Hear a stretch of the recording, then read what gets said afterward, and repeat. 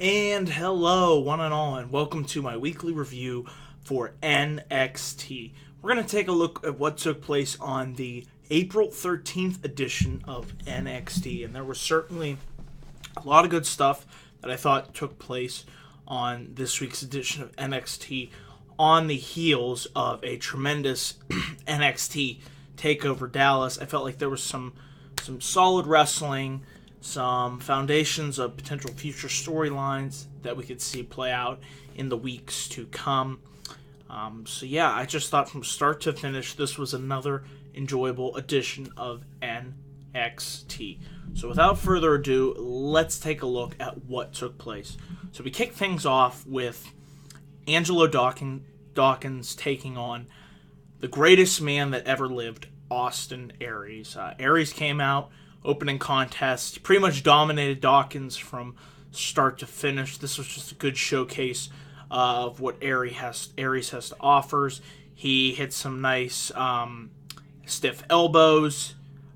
He was able to get Dawkins into the ropes, hit a couple shoulder blocks.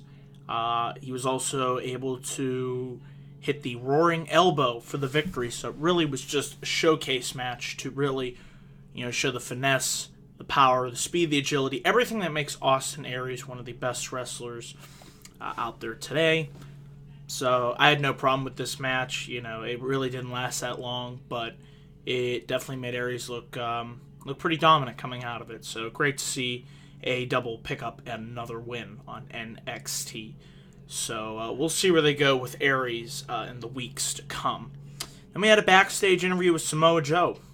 Pretty much he said nothing has changed despite him losing to Finn Balor at TakeOver Dallas. And he said that he will get his hands on Finn Balor once again. And then he said next week in his match against Apollo Crews, which I'm looking very much forward to, he said, that's where I'm going to take out my frustration. So Joe's just a seething, angry, Samoan badass, and nothing is going to get in his way. So Apollo Crews better watch out because he's going to step into the ring with Samoa freaking Joe. So that should be an awesome match next week. Like I said, Samoa Joe is killing it as this awesome heel character on NXT. We then had Alexa Bliss versus Tessa Blanchard. I thought this match was fairly good. It was a solid women's wrestling match. Like I said, Alexa Bliss, one of my favorites to watch here on NXT, and I really thought Tessa, took it to her. I'd like to see more of Tessa. If she is, with NXT full time with the women's division, I think she'd be a good addition to that. Like I said, she really took it to Alexa. She's able to, really fire up and get in Alexa's face, and that kind of led to her downfall towards the end of this match, as Alexa was able to eventually grab her by the neck, push her to the mat, and she hit the standing moonsault into the double knees. 1, 2, 3. Your winner was Alexa Bliss. Then after this, we had Finn Balor being interviewed. He says he's not sure who will be the number one contender. And then he hyped up Shinsuke Nakamura, saying how he's one of the best wrestlers in the world out there today, and how he is looking forward to Nakamura's debut match on NXT TV. He will be definitely sticking around to watch it. And he says if Nakamura wants to come after him for the NXT title, Balor will be ready. So I'm already thinking in my head, if they do Beast in the East 2 this year, I think what wouldn't be a better time than to have Nakamura versus Finn Balor for the NXT Championship. Just a little fantasy booking from me looking down the road. But if they are going to do another Tokyo show, how awesome would that be, seeing Nakamura beat Finn Balor in Japan for the NXT Championship, and how ironic would it be that Balor would lose it in Tokyo after he won it the year before against Kevin Owens. So there you go. Then we had what I thought was a very solid tag team match. I really like this pairing. Johnny Gargano and Tommaso Ciampa versus the Vaudevillains. I feel like Gargano and Ciampa really complement one another with their styles. Ciampa being more the physical, aggressive guy, and Gargano being more of the small, agile, athletic guy that can really move around the ring. So you know, combine both of their styles, they really mesh well together. And I think they could be a pretty good tag team for the NXT tag team division after several teams like Enzo and Big Cass, the Vaudevillains got the call up. You know, I think that would be a great addition to help replenish the tag team division on NXT. Like I said, this match between them and the Vaudevillains was solid. Got enough time. You know, when Gargano got in there, he really took it to Aiden English and Simon Gotch. And surprisingly, Gargano and Ciampa were able to pick up the victory on the Vaudevillains after Ciampa was able to take Gotch down with the Fujiwara armbar, and Ciampa was able to transition that into a modified armbar for the submission victory. So like I said, there was a lot of good stuff in this tag match. I really enjoyed it from start to finish, given the amount of time that they had. And like I said, I really like the pairing of Gargano and Ciampa. So we'll see where they go with that in the weeks to come. Then we had Baron Corbin versus Tucker Knight. Really was a quick match. Tucker Knight went in there. He actually, kind of took it to Baron Corbin. He was able to hit a high drop kick, which was really nice by the big Tucker. For a guy his size, he's very, very agile. And like I said, I definitely see potential in him. I'm glad we're seeing more of him on NXT. But like I said, he was able to hit that nice drop kick, and then he was able to hit an avalanche splash, so he was able to get some offense on Corbin. However, once Corbin got the Fez press on Knight, but then Corbin was able to hit him in the throat before hitting him with the End of Days. Baron Corbin is your winner. 1, 2, 3. So like I said, it was an alright match. But I was really impressed by what Tucker Knight, had to offer in it. Then we had Enzo and Cass. They were first they had Jordan and Gable in the arena, K. Bailey Hutchinson's arena. They're talking about all the history that happened there, and they talked about how historic it was that they were able to win their NXT titles in such a venue like this.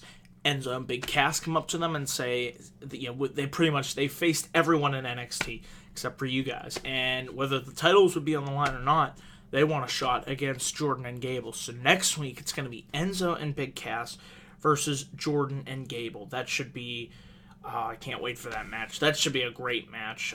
First time match. Can't believe we've never seen that match before, but it should be definitely a worthwhile match to watch on next week's edition of NXT. Looking forward to that. Then we had Bayley versus Liv Morgan. Another solid match here. Bayley, crowd was totally into her. They were chanting her name all throughout this match. And Bayley, when she gets in there, she proves why she is one of the best, if not the best, women's wrestlers in the world today. Bayley was able to hit the ropes, and when she went for an attempted clothesline, Liv did this Matrix-like move, reminiscent of Trish Stratus in a way. Liv Morgan kind of reminds me of Trish Stratus in a way.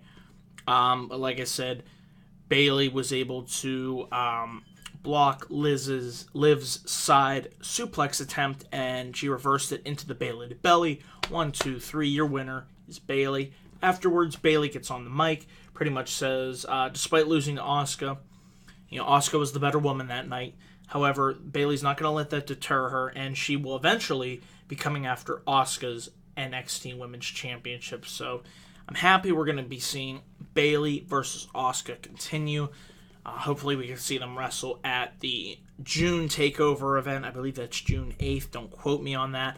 And then I would like to see them go to the following TakeOver in Brooklyn. That could be Bayley's swan song from NXT. And then we could see her make the debut on Monday Night Raw that Monday after SummerSlam. That's how I'd book it. Just doing a little fantasy booking in this video. But good stuff from Bayley here. And after this, we had our main event. It was the Perfect 10, Ty Dillinger versus Shinsuke Nakamura, who made his NXT TV debut this week. And Nakamura went out there, totally owned the presence in the ring. I mean, he was awesome in this match. The crowd was chanting 11, 11, to counter Dillinger's Perfect 10, saying Nakamura's an 11. And then Nakamura did the 10 right in Dillinger's face, and he just hit him with, strong style moves with, kicks and stomps and, all types of stuff. Just the charisma, just the way that Nakamura gets inside the opponent's head with the mind games was awesome. And his presence when he moves about in this ring, he is going to be a force to be reckoned with on NXT, and I cannot wait to see him eventually make that transition to the main roster. Knock on wood, pray that Vince does not, screw up with him. Because if he does, Vince, you're an idiot. But yeah, in this match, it was a solid match, as you'd expect when you put Nakamura out there. And Dillinger is a good worker in his own right. And then Nakamura was able to pick up the victory after he hit the Kinshasa on Dillinger. I hope I pronounced that right. Probably not. But, Nakamura is your winner. Overall, good, solid main event match. There was a lot of good stuff on this week's edition of NXT. That's why I'm going to give this week's episode a B. Solid B show from start to finish. Once again, continue to enjoy the product that NXT puts out, and I'm interested to see where the future lies for NXT heading into the build for the next TakeOver event in June. So yeah, those are my thoughts and opinions on this week's edition of NXT. Let me know down in the comment section below what you guys thought of this week's edition of NXT. So with that, thank you all for watching. Please click that like and subscribe button for more video content coming soon to this channel.